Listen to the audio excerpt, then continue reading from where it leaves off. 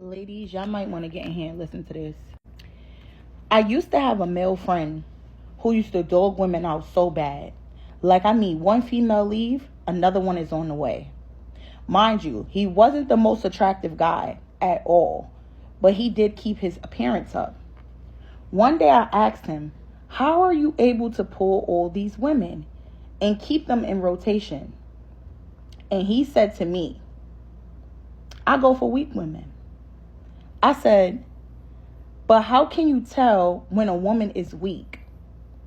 He said, you could tell a woman is weak from one conversation. They're never confident. They never keep eye contact. And also, their appearance is always usually something casual. They never dress feminine. They may wear makeup and get their hair done, but they're never confident enough to dress feminine.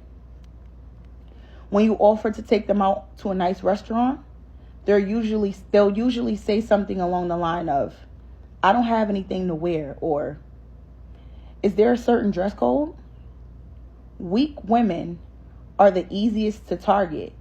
And while I may not be the most confident myself, a weak woman will never recognize that because they lack self-respect and self-awareness themselves. He said, one thing I've learned is some of the most beautiful women actually hate themselves and see themselves as objects. Think about this. I'm going to keep using this lady because she's hilarious. The lady that's talking about she's from Pakistan and she need her money. Do you think a narcissistic man could literally date her? Do you think a narcissistic man would be attracted to her? Do you think a narcissistic man would even try with her? No, because she doesn't have victim written on her head, like a lot of the ladies do. So it's literally the women who are attracting these narcissists because they look like they can easily be gotten, easily be fooled, easily be persuaded, easily eager to people please. When you're a people pleaser, anybody can take advantage of you. Stop being a people pleaser. Stop being nice. You won't attract narcissists. She says she is the narcissist. Exactly. Learn from her. Don't be the victim. If you got to be anything, choose the other thing. If not, at least act like a narcissist to keep narcissist people away from you. Hey y'all, welcome back to another episode, and this is your host, the Empress H. Today's video is on how to protect yourself and the dark psychology of predatory and manipulative men. I need us to keep something in mind. A lot of us have this question of, why do some men target vulnerable women? It's because these men themselves are weak and vulnerable from a place of lack and inability to self-sustain and generate their own sustenance. While these vulnerable women that act as hosts to their parasitic needs are vulnerable from a place of lack of self-knowledge, which only time, sooner or later, will reveal to them. And then these parasites or hosts, they will have to move on to their next victim that will have them for however long they can tolerate before their self-preservation instinct kicks in and gets rid of them, or they drain them. Either way, these parasites are destined and doomed to a life of hopping from person to person to person, never fully satisfied except they learn to create their own life and self-sustenance. As for the victim or host, it's only a matter of time whether they decide to wake up to their own power and self-knowledge and do better for themselves or continue being host to these parasites. This isn't to victim blame, but to tell you that you have power to end this vicious cycle, at least for yourself, to avoid being drained, used, and discarded. Again, life is meant for experiences. Life is not perfect. You run into effed up people in the world, and that's okay. But the goal is to be able to recover and do better for yourself. Another thing I learned from being around rich, successful, smart people, especially women, older, wiser women. I was just with my friend and we were with her mom, who is, I think, close to 70 years old. The woman is stunning and she doesn't give a shit. And she's so confident. And, like, you don't even need to talk to her. She just has that energy. Like, she does not care. And I love that. And I feel like that comes with age. And it comes with experiences. And she was the one who told me, she's like, you have to be mean to guys and you have to be unavailable. Oh, you know how the conversation started? So my name is Sasha, which is a Russian name, but I'm not Russian. I'm Czech, and everyone thinks I'm Russian. And, like, if you know history, like, whatever, there was, like, issues between, like, Russians and Czechs and whatever. So, like, it's just funny when people think that I'm Russian. And my friend was like, oh, do you go to a Russian Orthodox? Are you Russian Orthodox, like the church? And I was like, Russian? What? And then we started talking about Russian girls, and I'm like, Russian girls, they're so mean to guys, but they get any guy that they want. And then her mom was right there, and my friend was like, what do you think? Like, what's your advice? And she's like, be mean and be unavailable, and any guy will be obsessed with you. And my friend was like, but that's a game. And she's like, it's always a game. You're always playing a game. And I'm like, you know what? She's right. And I know people are like, no, you have to be, like, truthful and honest. Like, no, life is a game. And you have to understand that to a point. Even if you are so open and honest and, like, la-di-da with your partner. Like, no. You still have to play the game a little bit because it's exciting and it makes it fun. And, like, there's nothing wrong with playing games like that. So, and I've learned this. I'm 42, I'll be 43 in July. Trust me, I made, like, so many mistakes with dating. I've been, like, such a simp and, like, obsessing over these idiot boys that literally don't even text back. And that was in my, like, late 20s, early 30s. And I'm still learning. But her mom's right. You have to be mean to a point, and you have to be unavailable. And unavailable means having a life. If you don't have a life, you're not interesting, first of all. And, like, how boring. Like, find a hobby, hang out with your friends, put yourself first. And I think that's what it all comes down to, is putting yourself first, and then the boyfriend, the husband, whatever the relationship is, the cherry on top. And it's your choice if you want it. But if you go out in life and you're like, I need it, like, I'm desperate, I need to be married by a certain age, like, I need this, I have to have a partner to fulfill me, like, it's never going to work. I saw some comments that talked about meanness and be mean or bitchy to get the guy. A sure way of getting the guy is being mean. I'm sorry to tell you all this, but being mean is not to quote unquote get the guy, because there are actually men out there that can be repelled by it. Some can be attracted to it if they are into that, or some can just be disinterested. Being mean isn't to quote unquote get the guy. Being mean is to have a certain level of experience that you are okay with and you don't feel used after interacting with this person for however long the person has the privilege of access to you and your space.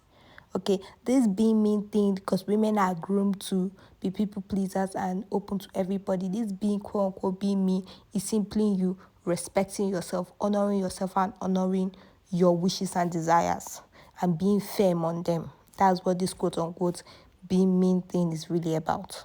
Rights, and I have a right to have a preference, and my preference is simps. That's what I want. Men are allowed to run around and be like, oh, my preference is this. It's just a preference, when theirs is really a requirement. So let me change that. My requirement is that you be a simp. And you don't have to do that. You can skip to the next girl. That's what I need. That's what I want. The minute you switch up and stop being a simp is the minute that we won't talk anymore. Love bombing doesn't work on me, because the minute the love bombing ends, I leave. It's not and I don't even feel like I've known anyone until I've known them for like 5 years. So if your plan is to love bomb me or simp for me and then switch up, it's not going to work, because I'm just going to leave the minute that happens. If you like me, if you like what we have going on, if you like sleeping with me, it would be in your best interest to continue to simp. Okay? Because that is the only thing that I respond to. Worship me or I will be out the door the minute that it ends. I'm not kidding. What's the most amount of money you've ever spent on a man that you were involved with?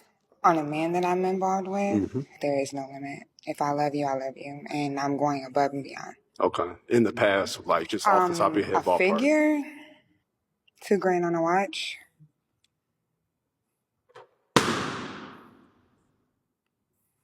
Why? My reason for asking that question is because I'm very unselfish. The women that I've dealt with that I know, like me, have a unselfish and just a very giving nature.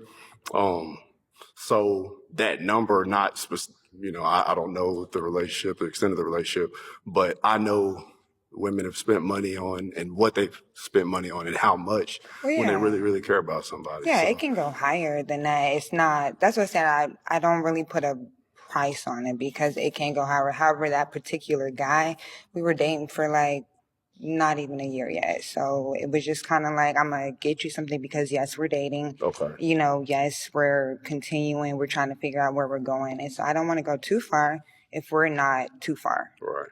So Sometimes that can intimidate a guy. Like if you give him something too much, too fast, too soon, it's an intimidation. Well, it can't be. So let me ask you this. Would you say you haven't had many relationships in the past? If No, that I would haven't. be the Okay. You want your balloon back? Okay. I don't care about the goddamn presents. I don't care about going out. I just want to be with you. But you're the fucking most materialistic person about, oh, I want to do this. I want to do this. I care about what you are, you as a person, not the things that would make you happy. Whenever males are trying to make you feel bad for wanting things like flowers and gifts around Valentine's Day or whenever, they'll say things like, oh, you're so materialistic. I don't care about gifts or material items. I don't need anything like that. I'm not materialistic. Y'all need to realize that they are materialistic, very materialistic, except the materials that they want is your emotional labor, your physical labor, sex, etc., and they want these materials all day, every day, 365 days out of the year, free of charge. But the moment you want some flowers, the moment you want some balloons, you're materialistic. This is why I always tell y'all to stop being afraid of being called a gold digger, stop being afraid of being called materialistic, and stop lowering your standards, because even when you lower them, you'll still end up disappointed. Because this is what it's come to. Now, even wanting them to get you the slightest thing is materialistic. She didn't ask him for a Birkin bag. She didn't ask him for a Mercedes truck or Van Cleef. All she wanted was for him to ask her to be his Valentine's and for him to make them dinner. But now she's materialistic because these males consider you wanting anything from them materialistic. And the moment y'all realize that is the moment y'all will be set free. They use words like materialistic and gold digger as a weapon against y'all. That way you don't ask for anything and that way you don't expect anything, because the moment you do, oh, you're a gold digger. Oh, you're materialistic. I didn't even have to scroll through her page for longer than a minute or a couple seconds to see that she was not materialistic. I can just tell by the chair he's sitting on, respectfully, that she's not materialistic. And see, the irony is the women who require the bags, the new car, and the expensive jewelry, they're not being called materialistic by the men that they're with. It's always the loser males complaining about how they have to do the bare minimum, asking why they have to get you flowers and a small gift. Look, don't waste your breath trying to explain why it's important to you or how it would make you happy. Leave them right where they're at. A male who doesn't care about making you happy doesn't care about you, period. These types are selfish and they only care about themselves. As long as they're getting what they want, your happiness is optional. And that leads me to another thing. A lot of these males are very confident that they're still going to have access to you even if they don't get you anything for Valentine's Day. So they think it's a choice. No, don't. If they don't give you what you want, don't give them what they want. It's very simple. You don't believe in Valentine's Day? Well, I don't believe in sleeping with males who don't believe in Valentine's Day. Okay? I don't believe in cooking for males who don't believe in Valentine's Day. That's how y'all need to be operating. Stop with the back and forth. Stop with the over-explaining. I've been summoned, and I have one more video that I have not done yet for my Threats to the Patriarchy series. Can y'all guess what it is? Can you guess? Can you guess? I'll give you one hint. Okay, 2 hints. And one thing that I know to be true as an iconic older woman is... Okay, 3 hints. She's back. I heard you looking for me, bitch. I ain't hard to find. I went in my A to elevate my fucking mind. Ah, forget it. I'll give you all the hints.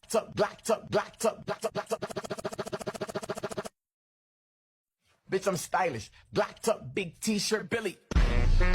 I would just like to say that a woman who loves herself is a danger to society. She's a danger to the patriarchy, to capitalism, to every single system that is put in place to oppress us. Confident women are a threat to the patriarchy because they are damn near invincible. You can't convince them that they are unworthy. You can't convince them to buy things they don't need. You can't convince them to sleep with people they don't want to sleep with. You can't make them do anything.